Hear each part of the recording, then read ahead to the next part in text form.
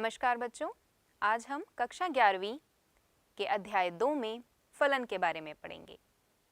याद करें, पिछले सत्र में हमने संबंध के बारे में पढ़ा था, संबंध की परिभाषा और उसके ही संदर्भ में प्रतिबिंब, प्रांत, सहप्रांत एवं परिसर पढ़ा था।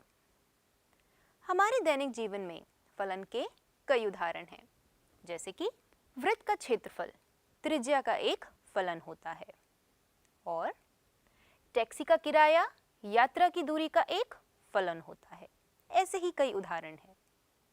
तो इस सत्र में हम किन किन विषयों को पढ़ेंगे देखेंगे। हम फलन की परिभाषा और उसी के संदर्भ में प्रांत, सहप्रांत, परिसर, प्रतिबिंब पढ़ेंगे एवं कुछ खास फलन पढ़ेंगे, जैसे कि तत्समक फलन, अचर फलन, मापांक फलन आदि। आइए एक प्रश्न लें। इस प्रश्न में हमें क्या दिया है?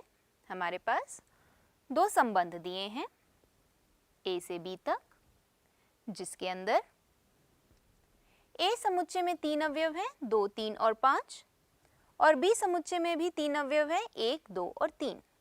हमें दोनों संबंधों का प्रांत और परिसर ज्ञात करना है। हम पहले ही पढ़ चुके हैं, तो इसका प्रांत और परिसर क्या होगा याद करेंगे। ये जो सारे क्रमित युग्म हैं, इसके जो पहले घटक हैं, उनका अगर मैं समुच्चय बना लूं तो वो क्या होंगे? प्रांत होंगे, यानी वो प्रांत कहलाएगा। तो 2 और 5 इसका समुच्चय क्या है? R1 संबंध का प्रांत। और परिसर दूसरे घटकों का समुच्चय, यानी प्रतिबिंबों का समुच्चय। 3, 1 और 2, तो परिसर क्या बन गया? पूरा का पूरा समुच्चय B। किसका संबंध? R1 का। अब R2 संबंध में देखेंगे। इसके अंदर हमारा प्रांत क्या है? पूरा का पूरा समुच्चय A, 2, 3 और 5, क्योंकि तीनों अवयवों की हमारे पास क्या है? प्रतिबिंब है। और परिसर क्या है? 1 और 2। बच्चों, इस R2 संबंध को जरा देखें। इसमें क्या खास है? इसमें आप ये देखेंगे कि सारे के सारे अवयव जो कि A में हैं, इन सब के प्रतिबिंब हैं। ठीक, इन सब के प्रतिबिंब हैं और इनके केवल एक ही प्रतिबिंब है। ऐसे खास संबंध को हम एक नाम देते हैं फलन। आइए इसकी परिभाषा देखें। परिभाषा के अनुसार एक समुच्चय A से समुच्चय B का संबंध f एक फलन कहलाता है यदि A के प्रत्येक, ध्यान देंगे, प्रत्येक अवयव का समुच्चय B में एक और केवल एक प्रतिबिंब होगा। ठीक, दूसरे शब्दों में आप इसे कैसे देख सकते हैं? फलन f किसी अरिक्त समुच्चय A से अरिक्त समुच्चय B का इस प्रकार का संबंध है कि जो f है और इसके प्रांत में क्या आ रहे थे? क्रमित युग्म आ रहे थे। तो अगर हम किसी भी दो भिन्न क्रमित युग्मों को ले लें तो उनके पहले घटक समान नहीं होने चाहिए। ठीक, आइए इसे चित्रण के रूप से समझें। ये हमारे पास अलग अलग संबंध दिए हुए हैं। इसे पहले हम नामांकित कर देते हैं। ये मेरा R1, ये R2, ये R3 और ये संबंध R4। अब मुझे ये देखना है इन चारों संबंधों में से कौन सा फलन है। पहले देखेंगे एक किसके साथ युग्म, एक जो है हमारा संख्या वो किसके साथ युग्म बनाएगा? 1 के साथ, 2, 2 के साथ, 3 का कोई प्रतिबिंब है ही नहीं। पर हमने पढ़ा था प्रत्येक अवयव का प्रतिबिंब होना चाहिए। तो यानी ये R1 संबंध क्या है हमारा? केवल संबंध, फलन नहीं। ठीक, अब दूसरा देखते हैं। इसके अंदर 1 के साथ युग्म, 2 8 के साथ, 3 के साथ, 8 2 के साथ। प्रत्येक अवयव का प्रतिबिंब है और केवल एक ही प्रतिबिंब है, तो ये R2 संबंध हमारा क्या है? फलन है। R3 संबंध देखेंगे। 1 के साथ युग्म बनाएगा, 2 8 के साथ, 3 2 के साथ और 8 2 के साथ। ध्यान देंगे ये भी एक फलन है।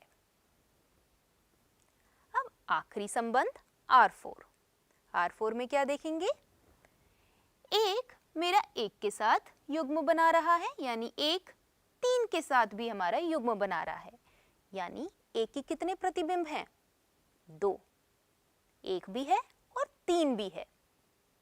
पर हमारा क्या परिभाषा ने बताया है कि केवल एक ही प्रतिबिंब हो सकता है, तो यानी जो R4 संबंध है वो मेरा केवल संबंध है, फलन नहीं। ठीक, आइए इस पे एक प्रश्न लेते हैं। सबसे पहले हम इसका प्रतीकात्मक रूप देखेंगे। ये हमारा प्रतीकात्मक रूप क्या बता रहा है? f मेरा फलन है a से b तक। ओके, ये जो a है इसे हम कहते हैं प्रांत, b हमारा क्या बन गया? सहप्रांत, जिसमें a हमारा अवयव है और b हमारा क्या है? इस a अवयव का प्रतिबिंब। ठीक,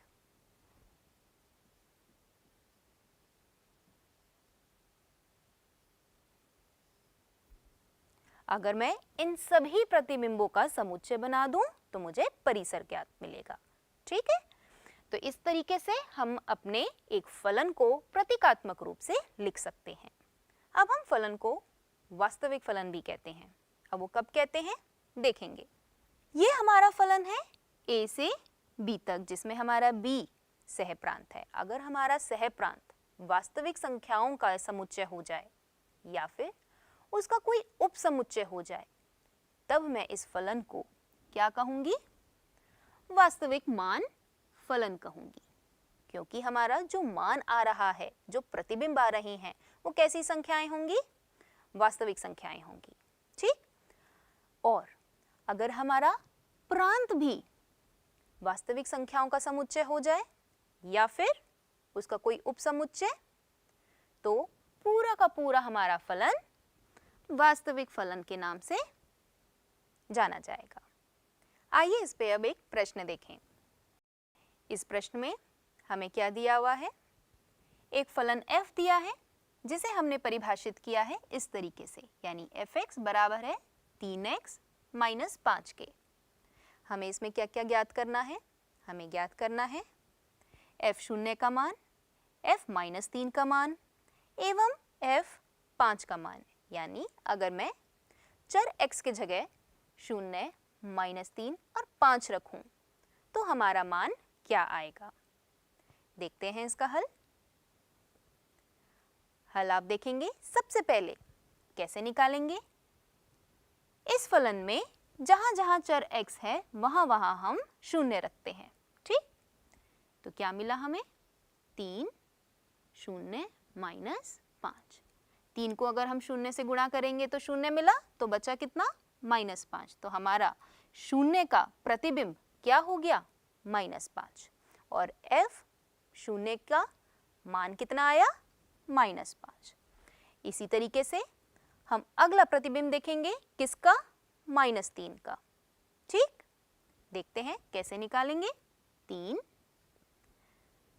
चर x की जगह माइनस 3 रखेंगे और माइनस 5। 3 गुणा में माइनस 3 माइनस 9 और माइनस 9 माइनस 5 कितना हुआ? माइनस 14। आ गया हमारा उत्तर, यानी माइनस 3 का प्रतिबिंब हुआ माइनस 14। इसी प्रकार आप क्या निकालेंगे? और आप देख भी सकते हैं f5 इसका मान कितना आया? किसके बराबर होगा? 10 के बराबर। ठीक, आइए इस पे एक और प्रश्न लेते हैं। इस प्रश्न में हमें क्या क्या दिया हुआ है, पहले हम ये देखते हैं। हमारे पास प्राकृत संख्याओं का एक समुच्चय दिया हुआ है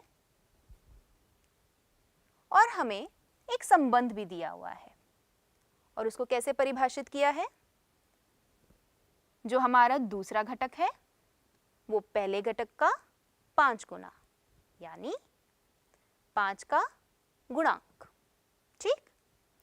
और x और y दोनों चर हमारे प्राकृत संख्याओं में से ही आ रहे हैं। हमें इस प्रश्न में क्या क्या ज्ञात करना है, इस संबंध R का प्रांत, परिसर, सहप्रांत, और ये भी देखना है कि क्या ये संबंध फलन है या नहीं, ठीक। आखिरी बिंदु में आप देखेंगे, अगर मैं समुच्चय n को यानी प्राकृत संख्या के समुच्चय को इस a समुच्चय से बदल दूं तो क्या अंतर आएगा हमारे इस संबंध में।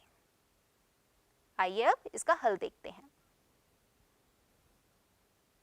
हल में प्रांत, सबसे पहले प्रांत देखेंगे, कौन कौन सी हमारी संख्याएं ले रहा है, ये पहला घटक चर x, सारी प्राकृत संख्याएं, तो यानी प्रांत हमारा क्या हुआ, पूरी प्राकृत संख्याओं का समुच्चय। अब परिसर देखेंगे, परिसर यानी ये घटक जो दूसरा घटक है यानी चर y, ये कौन कौन से मान ले रहा है।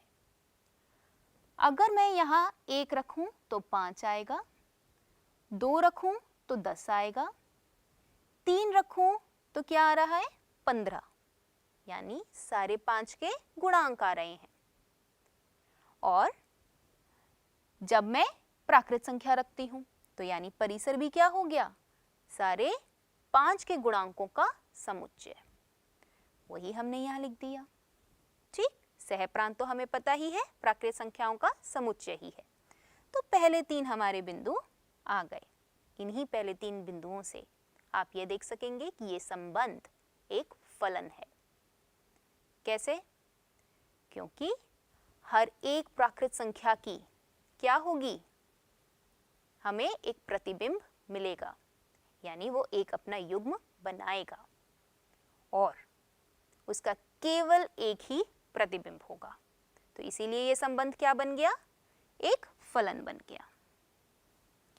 परंतु अगर मैं इस n को इस समुच्चय A से पलट दूं तो ये फलन नहीं रह जाएगा।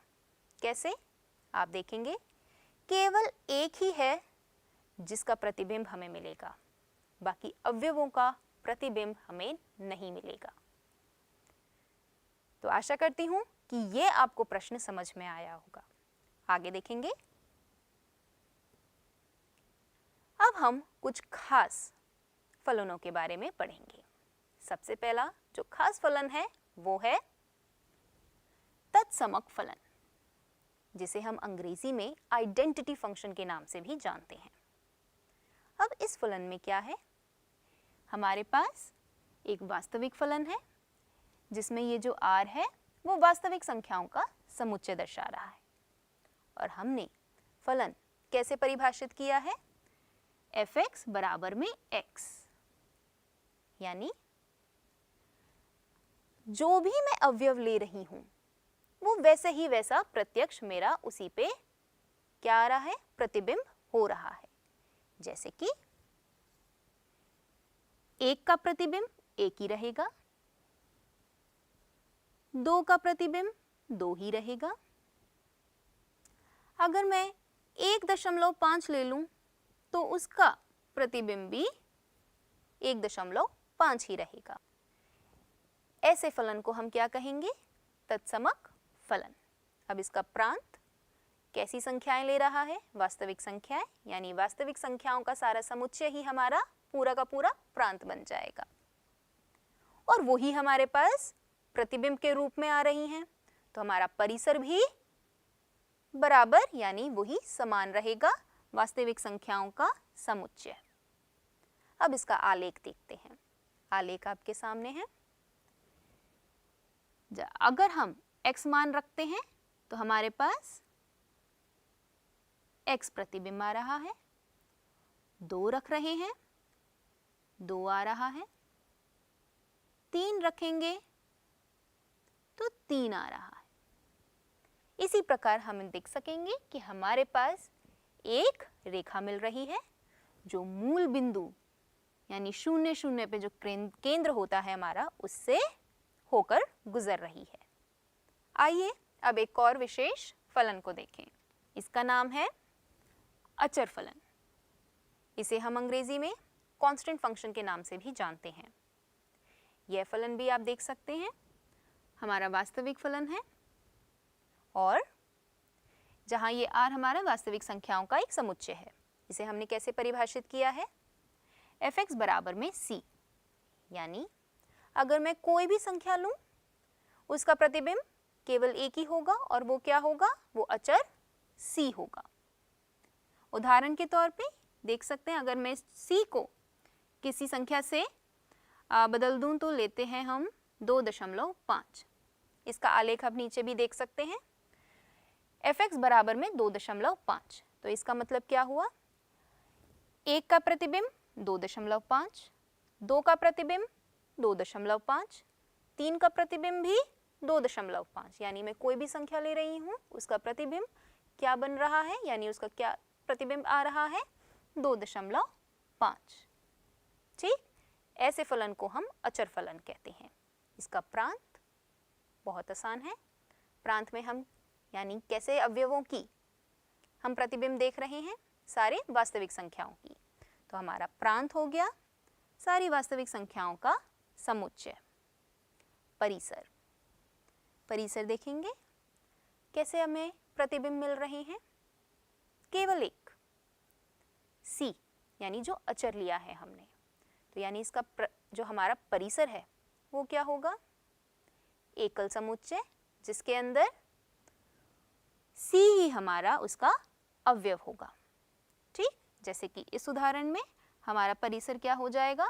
2.5। सहप्रांत तो आप देख ही सकते हैं, सहप्रांत हमारा समुच्चय क्या है? कौन सा समुच्चय है? वास्तविक संख्याओं का समुच्चय। अब इसका आलेख देखते हैं।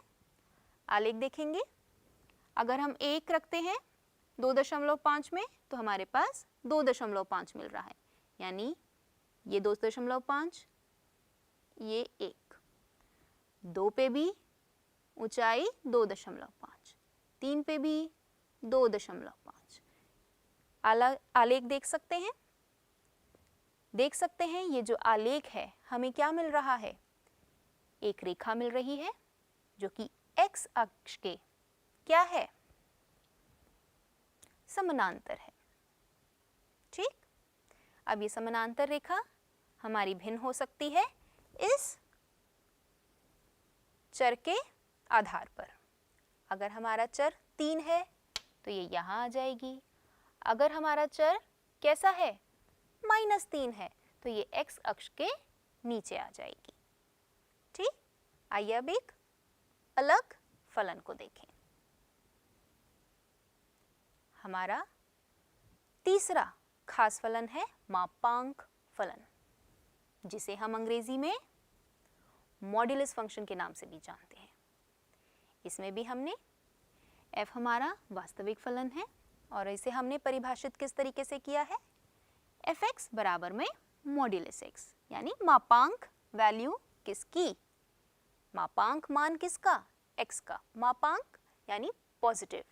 अगर हम नेगेटिव भी डालते हैं तो भी हमें पॉजिटिव वैल्यू मिल रही है, यानी हमें धन मान मिल रहा है। अब इसके अंदर इसका प्रांत देखेंगे। प्रांत में हम कैसे अवयव ले रहे हैं? सारी वास्तविक संख्याएं ले रही हैं।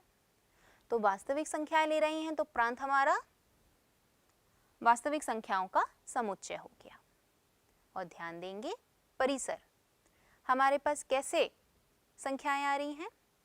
सारी के सारी ऋणोत्तर वास्तविक संख्याएं, यानी आलेख के रूप में अगर हम देखें तो आलेख के रूप में 0 यानी 0 से इन्फिनिटी, जिसमें हमारे जो 0 है वो सम्मिलित है इस आलेख के अंदर। ये हमारा परिसर हुआ। कैसे होगा? इसको हम विस्तारित रूप में कैसे लिखेंगे इस मापांक फलन को? यहाँ देखेंगे।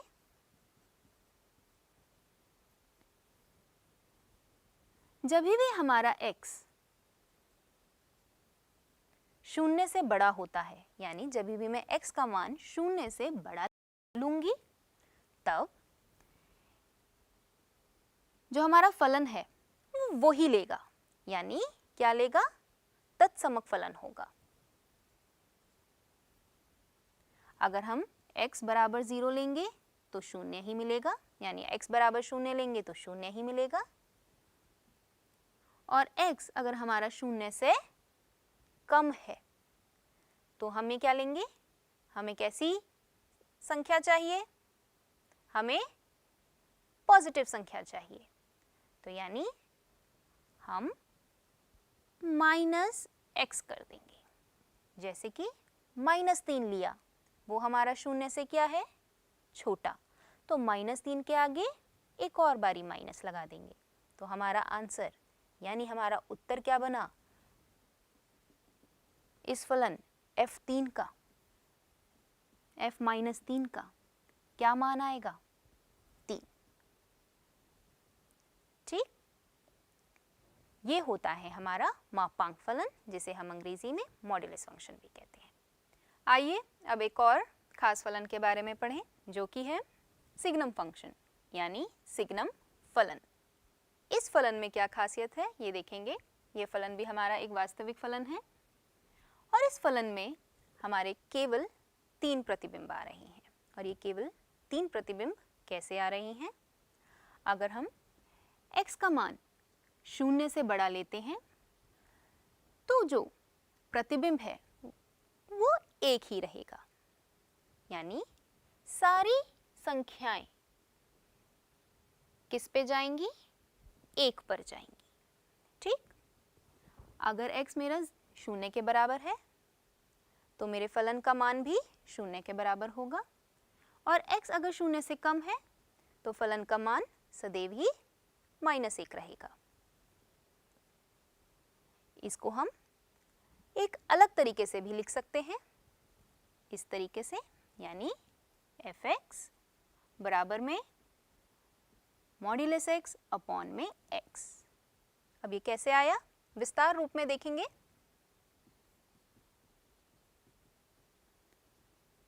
x अगर मेरा शून्य से बड़ा है तो हमें पता है मॉड्यूलस x का मान कितना होगा? x। तो x बटे में x कितना आया? 1।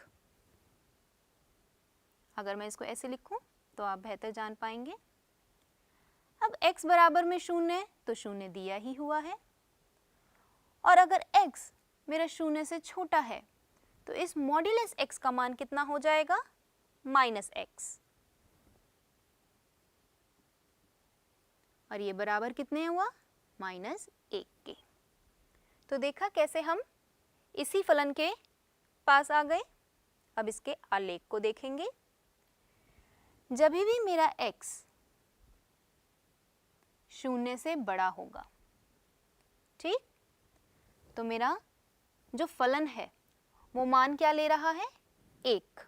तो यानी मेरे पास क्या आएगा? एक रेखा आएगी जो x अक्ष के समानांतर है, और क्योंकि वो पॉजिटिव है, क्योंकि +1 है, +1 है, तो वो ऊपर रहेगी।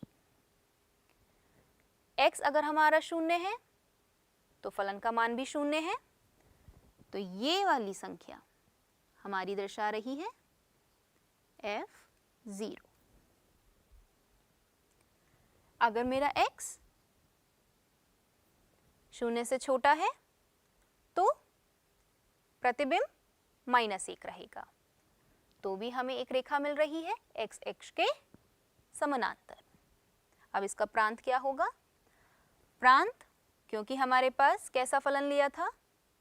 वास्तविक फलन, तो प्रांत क्या हो गया? सारी वास्तविक संख्याओं का समुच्चय। परिसर, परिसर में यानी प्रतिबिंब हमारे कैसे हैं? केवल 3 संख्याएं आ रही हैं, -1, 0 और 1। तो परिसर हमारा इन्हीं तीनों का समुच्चय बन गया, यहां देख सकते हैं। ठीक, तो इसे हम ऐसे फंक्शन को यानी ऐसे फलन को हम सिग्नम फंक्शन कहते हैं। इस पे ये एक उदाहरण भी लेते हैं। इस प्रश्न में हमें क्या दिया हुआ है? एक फलन दिया है मॉड्यूलस x माइनस 2 बटे में x माइनस 2। इसका हमें प्रांत और परिसर ज्ञात करना है। ध्यान देंगे ये मान तभी लेगा जब x 2 के बराबर नहीं है, और जब जब x 2 के बराबर होगा तो हमारा फलन का मान 0 रहेगा। अब इसे जरा विस्तारित रूप में लिखेंगे और देखेंगे हमारा ये जो फलन है किस में परिवर्तित होता है।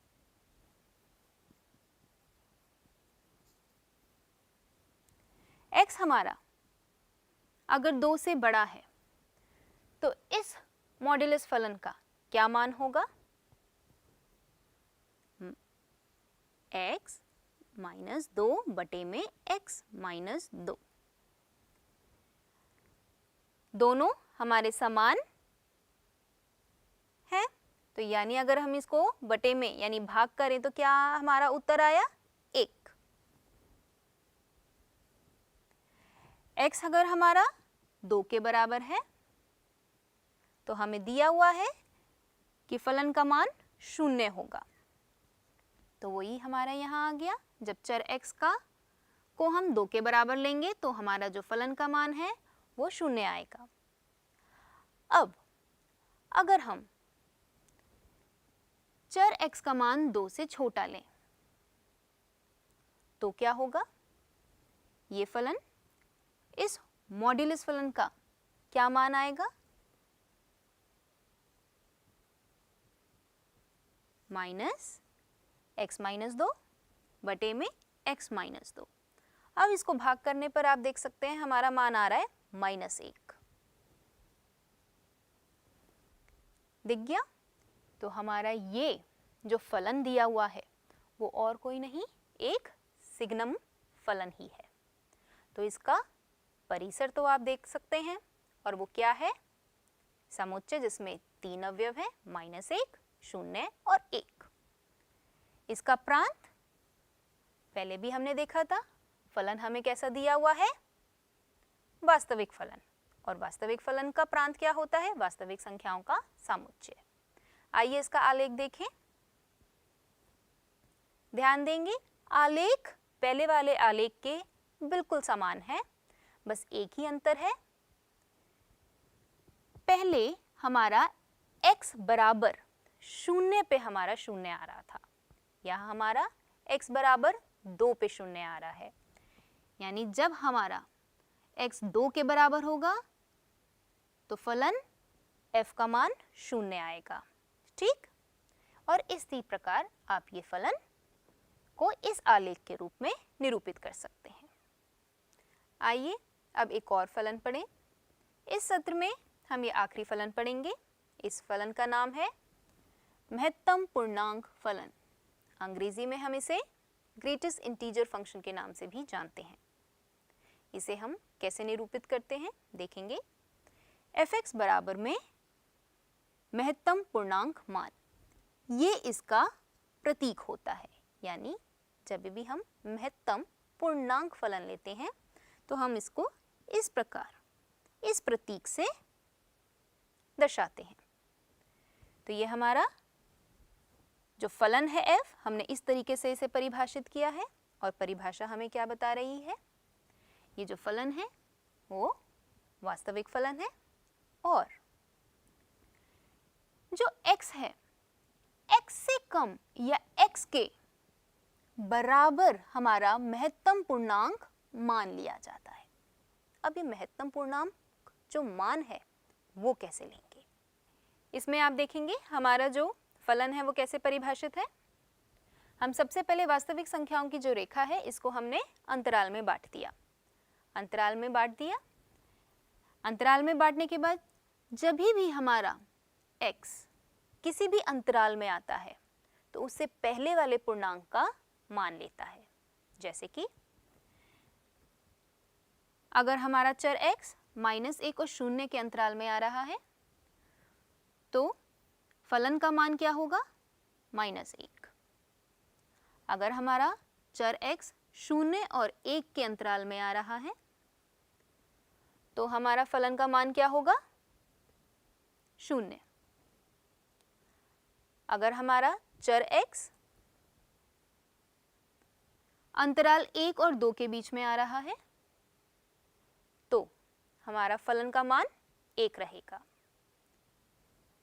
ठीक, तो यानी जो हमारा चर है उसका मान अगर वो पूर्णांक संख्या है या फिर उससे कम मान रहेगा किसका, फलन का। इसी प्रकार हमारी ये आलेख बन जाएगा। अब देखेंगे हम कैसे अवयव डाल रहे हैं, यानी चर जो है हमारा कैसे अवयव ले रहा है, सारी वास्तविक संख्याएं ले रहा है, तो प्रांत हमारा वास्तविक संख्याओं का समुच्चय हुआ। पर जो हमारा प्रतिबिंब है वो कैसे आ रहे हैं, सारे पूर्णांक संख्याएं आ रही हैं। -1, 0, 1, 2, 3 ऐसे आती रहेंगी। तो यानी हमारा परिसर क्या बना, परिसर हमारा पूर्णांक संख्याओं का समुच्चय बना। अब इस प्रश्न में आप देख सकते हैं हमारे पास फलन इस तरीके से परिभाषित किया गया है, f(x) बराबर में महत्तम पूर्णांक मान यानी महत्तम पूर्णांक फलन माइनस में 2। अब इसके अंदर हमें क्या क्या मान निकालना है, 2.5 का मान, -1.3 का मान एवं 3 का मान। अभी कैसे निकालेंगे, आइए इसका हल देखें। इसके अंदर 2.5 यानी जहाँ जहाँ चर x होगा सबसे पहले हम 2.5 वहाँ रख देंगे। ये रख दिया। अब इस महत्तम पूर्णांक मान क्या आएगा इसका, यानी इस वाले फलन का 2.5 यानी किस अंतराल में होगा ये अंतराल 2 और 3 के अंदर होगा। तो यानी इसका मान कितना आएगा, 2 -2। तो यानी f 2.5 का मान कितना हुआ, 0। अब अगला देखेंगे f -1.3 यानी -1.3 का हमें क्या देखना है, प्रतिबिंब देखना है कि वो इसका प्रतिबिंब क्या है। फिर से हमने अपने फलन में रखा इसे। अब -1.3 कौन से अंतराल में आएगा, ये अंतराल में -2 से -1 के अंतराल में आएगा, जिसमें -2 सम्मिलित है और -1 नहीं। तो इस महत्तम पूर्णांक जो फलन है ये वाला, इसका मान कितना आया, -2, इससे कम वाला पूर्णांक। तो -1.3 से कम कौन सा पूर्णांक होता है, -2। तो ये -2 ले लिया। फिर से -2, ये बराबर कितना आ गया, -4। -2 यानी 2 + 2 और माइनस है हमारा, तो हमारा -4 आंसर आ जाएगा। आखिरी इसी प्रकार हम निकालेंगे f(3) यानी 3 का मान निकालना है। यानी क्या हुआ, इस फलन में हमने जहाँ जहाँ चर x है वहाँ वहाँ हमने 3 डाला। अब ध्यान देंगे 3 क्या है हमारा, पूर्णांक संख्या, और पूर्णांक संख्या जब होती है तो महत्तम पूर्णांक मान क्या हो जाता है, वही रहती है, कोई भी बदलाव नहीं आता। तो वही रही -2 और बराबर में हल करने पर हमें मान क्या मिला, 1। तो हम देख सकते हैं 3 का प्रतिबिंब 1। इस प्रकार हम इस प्रश्न को हल कर सकते हैं। आइए अब जल्दी से देखें कि हमने इस सत्र में क्या क्या पढ़ा। हमने इस सत्र में फलन के बारे में पढ़ा, ये देखा कि जो परिसर है सभी प्रतिबिंबों का समुच्चय होता है, वास्तविक फलन के बारे में पढ़ा और कुछ खास फलन पढ़े जिनका नाम था तत्समक फलन यानी आइडेंटिटी फंक्शन, अचर फलन यानी कांस्टेंट फंक्शन, मापांक फलन यानी मॉड्यूलस फंक्शन और सिग्नम फलन, सिग्नम फंक्शन और आखिर में महत्तम पूर्णांक फलन, जिसे हम अंग्रेजी में ग्रेटेस्ट इंटीजर फंक्शन भी कहते हैं। तो बच्चों, आशा करती हूँ इस सत्र में आपको आनंद आया होगा एवं समझ में आया होगा। धन्यवाद।